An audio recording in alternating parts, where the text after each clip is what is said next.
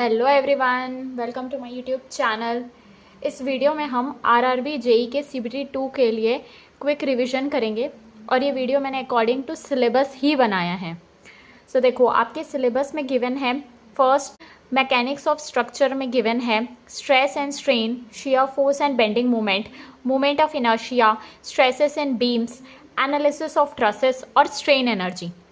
सो हम according to syllabus ही चलेंगे और ये वीडियो में मैंने प्रीवियस ईयर्स क्वेश्चंस और डिफरेंट पैटर्न और जो भी डिफरेंट टाइप के क्वेश्चंस एग्ज़ाम में पूछे जाते हैं उस अकॉर्डिंग ही मैंने इसमें टू द पॉइंट हर एक चीज़ को डाला है। सो स्टार्ट करते हैं। और जो सेकेंड पार्ट है that is theory of structures, ये हम नेक्स्ट वीडियो में कवर करेंगे। सो स्टार्ट करते हैं फर्स्ट मैकेनिक्स ऑफ स्ट्रक्चर के टॉपिक स्ट्रेस और स्ट्रेन में। स्ट्रेस क्या होता है? Stress resisting force per unit area होता है, मींस फोर्स बाय एरिया। इसमें जो हमको इम्पॉर्टेंट चीज़ है यूनिट्स, कई बार हमको यूनिट्स याद नहीं होती, कन्वर्शन। सो पास्कल जो होता है उसका मतलब होता है न्यूटन पर मीटर स्क्वायर। मेगा पास्कल का मतलब होता है 10⁶ पास्कल, मतलब न्यूटन पर मीटर स्क्वायर। वैसे ही इसको अगर हम mm में कन्वर्ट करेंगे सो 10⁶ न्यूटन, 1 मीटर में 1000 mm होता है, तो 1 मीटर स्क्वायर में 10⁶ mm स्क्वायर हो जाएगा। सो ये दोनों कैंसिल आउट हो जाएंगे। सो ये हो जाएगा न्यूटन पर mm स्क्वायर। 1 giga pascal is equals to 10⁹ newton पर मीटर स्क्वायर। सो यूनिट्स आपको याद होनी चाहिए। नेक्स्ट है हुक्स लॉ। हुक्स लॉ ये बोलता है स्ट्रेस डायरेक्टली प्रोपोर्शनल होता है स्ट्रेन से। सो स्ट्रेस डायरेक्टली प्रोपोर्शनल हो गया स्ट्रेन से। सो जब हम ये प्रोपोर्शनैलिटी कांस्टेंट हटाएंगे तो आएगा E, that is modulus of elasticity. वो किसके इक्वल होता है? स्ट्रेस बाय स्ट्रेन के। हुक्स लॉ वैलिड होता है होमोजीनियस, आइसोट्रोपिक और लीनियरली इलास्टिक मटेरियल के लिए।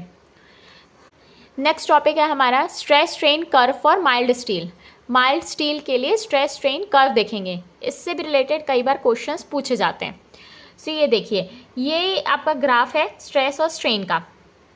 सो यहाँ पे देखिए ओ से ए जब हम जाएंगे ये होता है linear curve, means stress directly proportional होता है स्ट्रेन के, और ए जो है ये प्रोपोर्शनल लिमिट है, बी जो है वो इलास्टिक लिमिट है, और सी जो होता है वो अपर यील्ड पॉइंट होता है, डी लोअर यील्ड पॉइंट होता है, और डी से ई प्लास्टिक रीजन होता है। वैसे ही E to F strain hardening region है, यहाँ पे आप देख सकते हैं मैंने सब लिखा है। एफ टू जी नेकिंग रीजन होता है ये। एफ जो होता है वो अल्टीमेट स्ट्रेस पॉइंट होता है, और जी जो है ये फ्रैक्चर पॉइंट होता है। अगर आपको इसको डिटेल में समझना है तो आप इसको मेरे प्लेलिस्ट में चेक कर सकते हैं। अभी इस वीडियो में हम क्विक रिवीजन करेंगे, सो इसको हम डिटेल में नहीं जा रहे हैं अभी। नेक्स्ट टॉपिक है properties of material. Properties of material में इसमें मैंने जितनी भी डेफिनेशन लिखी है वो अकॉर्डिंग टू क्वेश्चन पेपर लिखा है, मीन्स क्वेश्चन पेपर में किस तरह के वर्डिंग्स यूज़ किए जाते हैं। फर्स्ट है इलास्टिसिटी, मतलब कि material returns to its original dimension during unloading, means material अपने जो पुराने शेप में वापस आ जाता है जब हम लोड को रिमूव करते हैं, उसको बोलते हैं elastic material. In elastic material वो होता है जिसमें स्ट्रेन रिकवर्ड नहीं होता है अनलोडिंग के बाद भी। नेक्स्ट है प्लास्टिसिटी। प्लास्टिसिटी मतलब कि वो मटेरियल जो कंटिन्यू टू डिफॉर्म होगा, मीन्स डिफॉर्मेशन होने लगेगा without any further increase in stress. अगर हम स्ट्रेस को इंक्रीज नहीं करेंगे तो भी material continue to deform, means अपने शेप को चेंज करने लगेगा बिना स्ट्रेस को इंक्रीज किए, वो होता है प्लास्टिसिटी, और वो मटेरियल कहलाता है प्लास्टिक मटेरियल। डक्टिलिटी, डक्टिलिटी एक एबिलिटी होती है मटेरियल की जिसको हम ड्राउन आउट कर सकते हैं by tension to a small section without rupture, means ability to be drawn in wires. Generally हम बोलते हैं कि वो वायर्स में कन्वर्ट हो पाए, मतलब कि हम उसको टेंशन में ड्रॉ कर सकें to a small section. Ductile material के प्लास्टिक जोन ज़्यादा होता है, ductile material has large plastic zone. So ये पॉइंट भी इंपॉर्टेंट है, कई बार पूछा जाता है कि डक्टाइल मटेरियल का प्लास्टिक जोन कैसा होता है। सो उसका जो प्लास्टिक जोन होता है वो लार्ज होता है। Next brittle. ब्रिटल मटेरियल का कोई भी प्लास्टिक जोन नहीं होता। ब्रिटल मटेरियल डायरेक्ट फेल हो जाते हैं विदाउट वार्निंग, जैसे कि ग्लास। नेक्स्ट है मेलिएबिलिटी। मेलेबिलिटी एक वो एबिलिटी है मटेरियल की जिसमें हम इसको एक्सटेंड कर सकते हैं किसी भी डायरेक्शन में विदाउट रप्चर, बिना फेल हुए इस मटेरियल को एक्सटेंड कर सकते हैं। नेक्स्ट है क्रीप। क्रीप यानी कि material continues to deform with time under sustained loading. जब एक कांस्टेंट लोड अगर हम अप्लाई करेंगे मटेरियल के ऊपर तो मटेरियल डिफॉर्म होने लगेगा, समय के साथ वो हमेशा कंटिन्यू डिफॉर्म होगा। मटेरियल जब हमेशा डिफॉर्म होने लगेगा समय के साथ एक फिक्स्ड लोडिंग में, वो कहलाता है creep. Next fatigue. Fatigue is decreased resistance of material to repeated reversal of stress. Means material का रेजिस्टेंस जब कम हो जाएगा, जब उसमें रिपीटेड स्ट्रेस आएंगे, वो होता है फटीग। तो मटेरियल की जो रेजिस्टेंस कैपेसिटी होगी वो डिक्रीज हो जाएगी, मतलब मटेरियल का डिटोरिएशन स्टार्ट हो जाएगा। Next resilience. इसको हम बोलते हैं, डायरेक्ट बोलेंगे तो रिकवरेबल स्ट्रेन एनर्जी होता है। इसका मतलब ये होता है कि ability to absorb energy. Means जब मटेरियल एनर्जी को एब्जॉर्ब करेगा, जब हम उसको डिफॉर्म करेंगे elastically and then upon unloading to have this energy recovered, फिर लोडिंग के बाद वो वापस उस एनर्जी को रिकवर कर लेगा। मीन्स मटेरियल एक एनर्जी को एब्जॉर्ब करेगा, फिर उसके बाद जब लोड को हटाएंगे तो भी वो उसके पास वो एनर्जी अवेलेबल रहेगी, जैसे कि स्प्रिंग्स में रहती है। नेक्स्ट है टफनेस। टफनेस एक एबिलिटी होती है जिसमें मटेरियल एनर्जी को एब्जॉर्ब करता है at high stress without rupture. High stress में जब वो एनर्जी को एब्जॉर्ब करता है बिना रप्चर के, मीन्स बिना फेल हुए। नेक्स्ट है tenacity. Means high tensile strength. जब मटेरियल की टेंसाइल स्ट्रेंथ ज़्यादा होती है उसको हम बोलते हैं टेनेसिटी। नेक्स्ट है hardness. Ability to resist scratch और एब्रेशन। जब कोई मटेरियल स्क्रैच और एब्रेशन नहीं हो पाएगा, मीन्स जब कोई मटेरियल रेजिस्ट करेगा स्क्रैच और एब्रेशन, मतलब कि वो मटेरियल हार्ड है। नेक्स्ट है एंड्योरेंस लिमिट। इसका मतलब होता है stress level below which even large number of stress cycle can not produce fatigue failure. जिस स्ट्रेस के नीचे भी अगर बहुत सारा स्ट्रेस हम अप्लाई करेंगे तो भी फटीग फेलियर नहीं होगा। नेक्स्ट हमारे को कुछ इंपॉर्टेंट मटेरियल के टर्म्स वो भी हम डिस्कस कर लेते हैं, जैसे कि फर्स्ट आइसोट्रोपिक मटेरियल। जिस मटेरियल की प्रॉपर्टी सेम होती है हर डायरेक्शन में वो होता है isotropic. Means identical properties in all the direction. Homogeneous यानी कि similar properties throughout the volume. जब हम वॉल्यूम की बात करते हैं तब हम होमोजीनियस वर्ड यूज़ करते हैं, जब हम डायरेक्शन की बात करते हैं तब हम आइसोट्रोपिक यूज़ करते हैं। So homogeneous is the similar properties throughout the volume. Next है orthotropic. Means different properties in 3 perpendicular direction. Means हर डायरेक्शन में प्रॉपर्टी मटेरियल की अलग रहेगी। विस्कोइलास्टिक। विस्कोइलास्टिक यानी कि time dependent stress strain curve जब ऑब्टेन होता है तब हम बोलते हैं विस्कोइलास्टिक मटेरियल। नेक्स्ट है पॉइजन रेशियो। ये होता है lateral strain by longitudinal strain का रेशियो। नेक्स्ट जो एग्जाम में पूछा जाता है पॉइजन रेशियो डिफरेंट मटेरियल्स के लिए भी कई बार पूछा जाता है। So for engineering materials Poisson ratio lies between 0 to 0.5। So engineering के जो मटेरियल होते हैं उनका पॉइजन रेशियो 0 to 0.5 रहता है। सो यहाँ पे कॉर का पॉइजन रेशियो 0 होता है, कॉन्क्रीट का होता है 0.1 to 0.2 के बीच, एल्यूमिनियम का होता है 0.33, स्टील का होता है 0.27 to 0.3, मेटल का होता है 0.25 to 0.4, कास्ट आयरन का होता है 0.2 to 0.3, रबर का पॉइजन रेशियो होता है 0.45 to 0.5। सो इसको एक बार आप देख लेंगे तो ज़्यादा बेटर होगा। कई बार पूछ लेता है कि एल्यूमिनियम का पॉइजन रेशियो क्या है, सो वो होता है 0.33। Next volumetric strain. वो किसके इक्वल होता है? Change in volume by total volume is equals to strain in x direction plus strain in y direction plus strain in z direction. Now relation between elastic constant E, G, K और mu के बीच क्या relation होता है? E equals to 2G 1 plus mu, E equals to 3K 1 minus 2 mu, E equals to 9 kg by 3K plus G, mu equals to 3K minus 2G by 6K plus 2G। जहाँ पे E modulus of elasticity है, G जो है वो share modulus है, K जो है वो बल्क मॉडुलस है और म्यू जो है वो पॉइजन्स रेशियो है। नाउ यहाँ पे एक वर्ड यूज़ किया जाता है टेंसर, जैसे कि हम बोलते हैं स्केलर क्वांटिटी, मीन्स जिसकी मैग्नीट्यूड होता है और डायरेक्शन नहीं होता वो होता है स्केलर। वेक्टर यानी कि जब मैग्नीट्यूड और एक डायरेक्शन होता है वो होता है वेक्टर क्वांटिटी। उसी तरीके से टेंसर क्या होता है, जब magnitude plus more than one direction, एक से ज़्यादा डायरेक्शन हमारे पास होते हैं, वो कहलाता है टेंसर। एग्जाम्पल क्या हो गए, स्ट्रेस जो होता है वो टेंसर क्वांटिटी है, strain, moment of inertia. Next है हमारे पास स्टैटिकली डिटर्मिनेट बीम। वो ऐसे बीम होते हैं जिनको हम 3 इक्वेशंस ऑफ स्टैटिक इक्विलिब्रियम से एनालाइज कर सकते हैं। मतलब कि summation F X equals to 0, summation F Y equals to 0, summation of movement is equals to 0। Means summation of horizontal force जब 0 होगा, समेशन ऑफ वर्टिकल फोर्स जब 0 होगा और समेशन ऑफ मूवमेंट जब 0 होगा, वो होते हैं statically determinate beam. Statically determinate beam को हम इन 3 इक्वेशन से एनालाइज कर सकते हैं। इसके एग्जाम्पल्स क्या हैं, कैंटिलीवर बीम, ये होता है आपका cantilever beam, simply supported beam, एक साइड हिंज्ड एक साइड रोलर, ओवरहैंगिंग बीम यानी कि एक साइड हिंज्ड एक साइड रोलर, और ये ओवरहैंग करेगा दोनों साइड स्पैन में।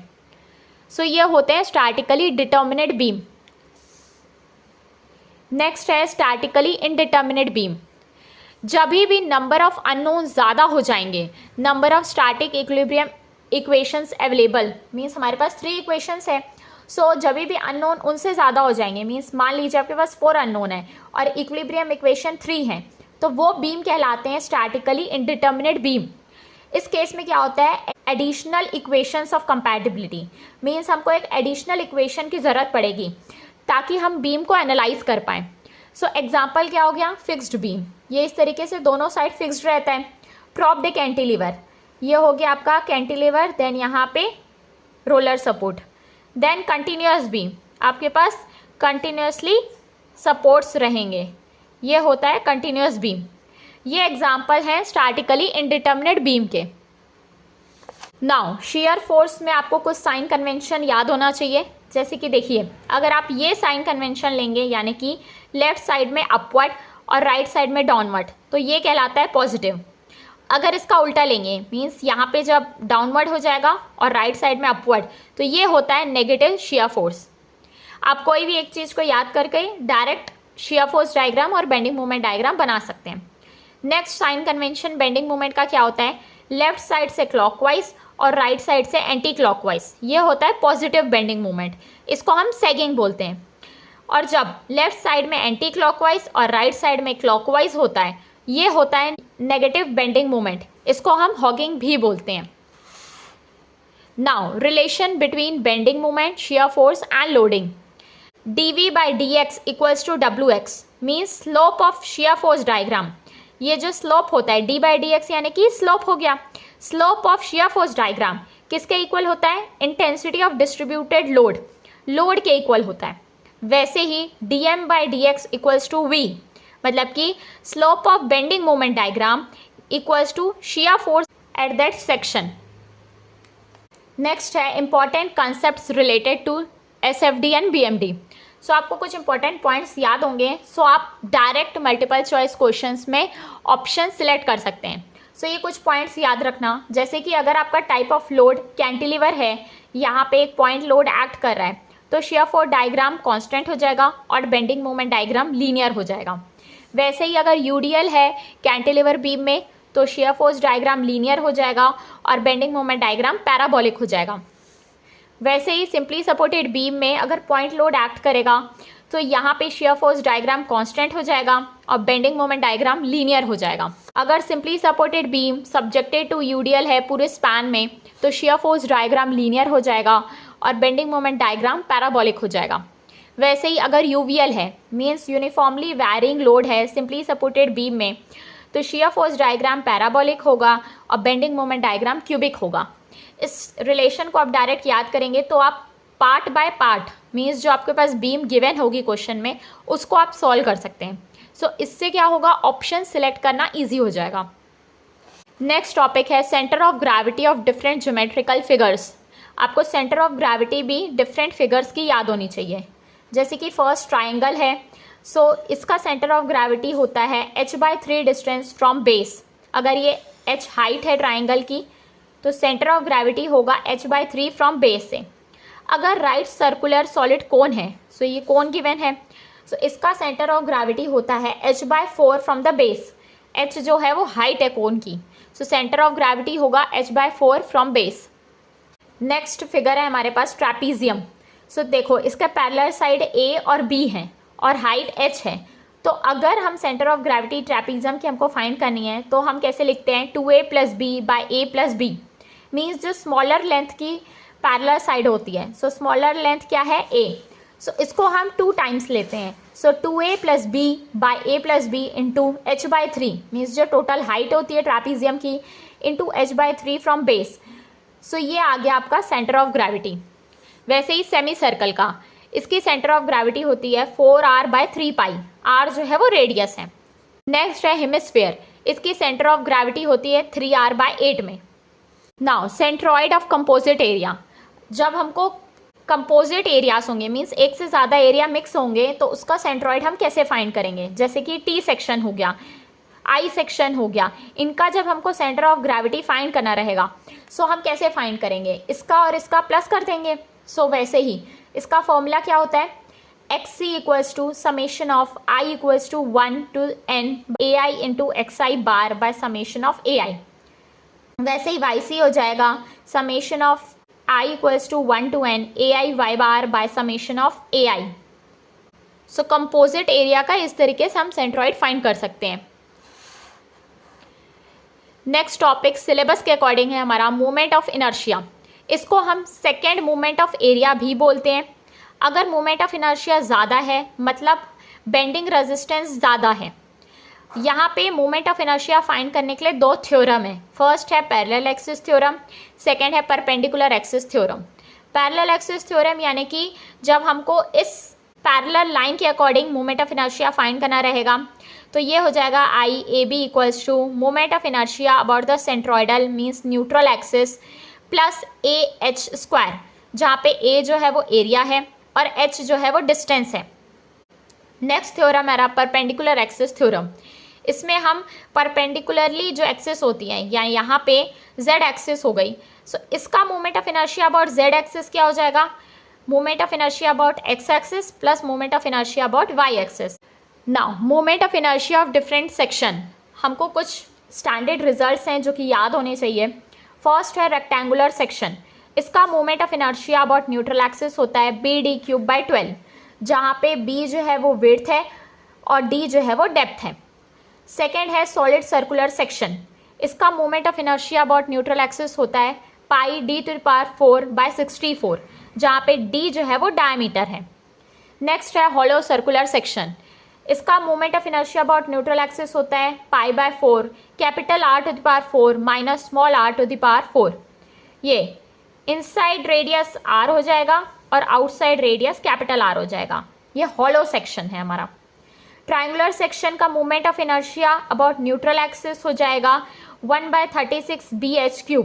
अगर हम बेस के अबाउट मोमेंट ऑफ इनर्शिया देखेंगे तो वो हो जाएगा 1/12 BH³। नेक्स्ट जो हमारा इंपॉर्टेंट फॉर्मूला है वो है फ्लक्सर फॉर्मूला।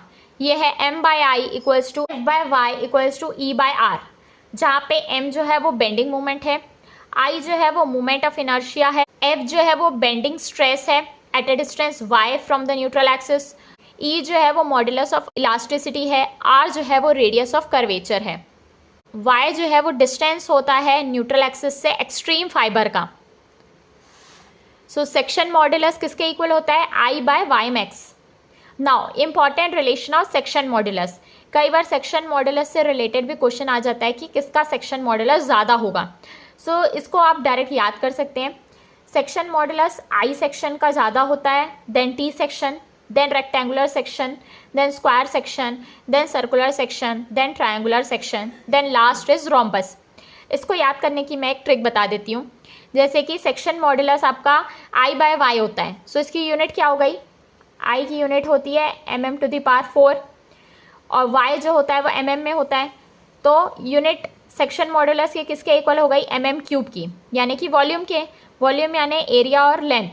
सो सेक्शन मॉडुलस किसके इक्वल हो गया, एरिया के। सो आई सेक्शन का एरिया ज़्यादा हो जाएगा एज कम्पेयर टू टी, क्योंकि इसमें एक सेक्शन जो नीचे होता है वो एक्स्ट्रा होता है इस तरीके से, और टी सेक्शन में ये पोर्शन नहीं होता। देन रेक्टेंगल, रेक्टेंगल उससे छोटा पोर्शन हो गया, देन स्क्वायर, देन सर्कल उससे और छोटा, देन ट्राइंगल, देन रोम्बस। सो ये एक याद करने की ट्रिक है जिसमें कई बार पूछा जाता है कि सेक्शन मॉडुलस किसका ज़्यादा होगा। रोम्बस का बस आपको याद रखना है, ये लास्ट सबसे कम होता है इस लिस्ट में। Now section modulus different section का हम यहाँ डिस्कस कर लेते हैं। First rectangular section, section modulus z equals to moment of inertia about neutral axis by Y max. So ये I अबाउट न्यूट्रल एक्सिस क्या हो जाएगा रेक्टेंगल सेक्शन का, BD³ बाय 12। वाई मैक्स यानी कि न्यूट्रल एक्सिस और एक्सट्रीम फाइबर से distance, ये हो जाएगा D/2। सो ये आ जाएगा BD² बाय 6। सेकेंड है सॉलिड सर्कुलर सेक्शन, इसका सेक्शन मॉडुलस हो जाएगा I about neutral axis by Y max.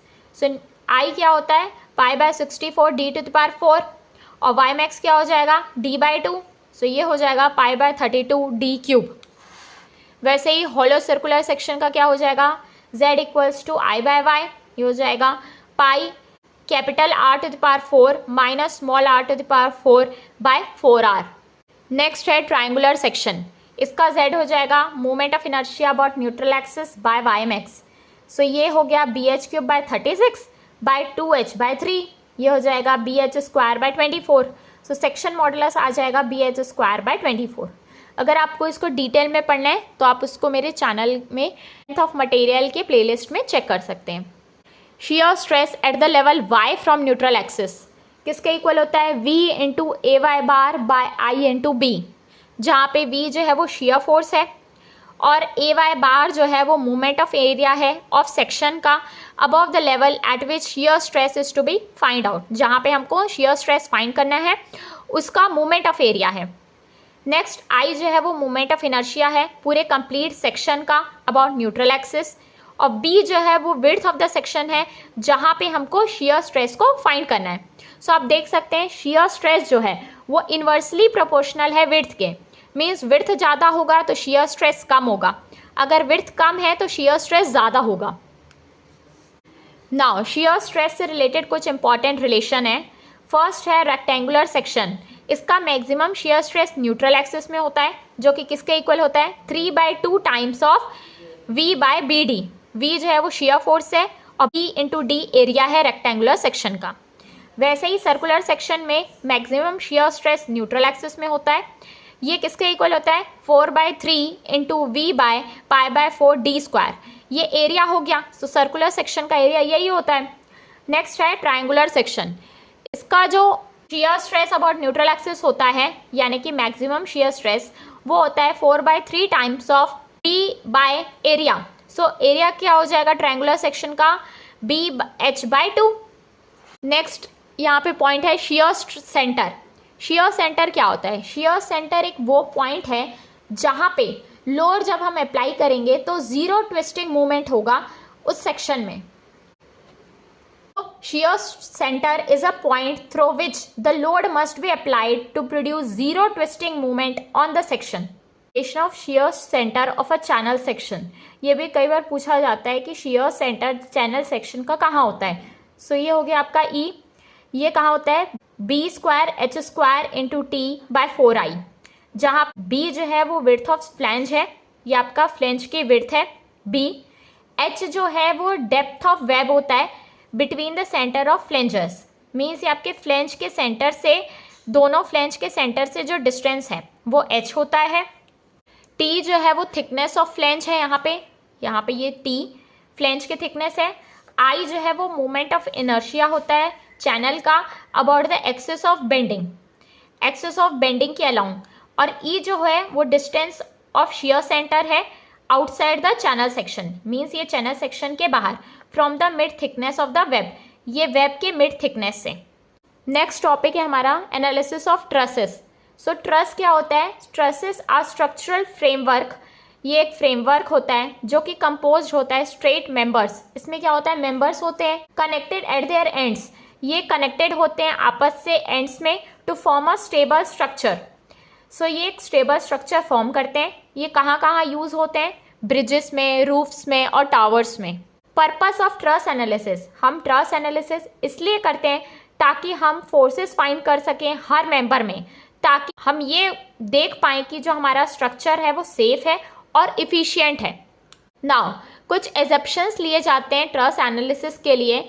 एजप्शंस for design of truss member. First है all joints are pin connected, means जितने भी जॉइंट्स हैं वो पिन कनेक्टेड होते हैं, यानी कि हिंज्ड मानते हैं हम।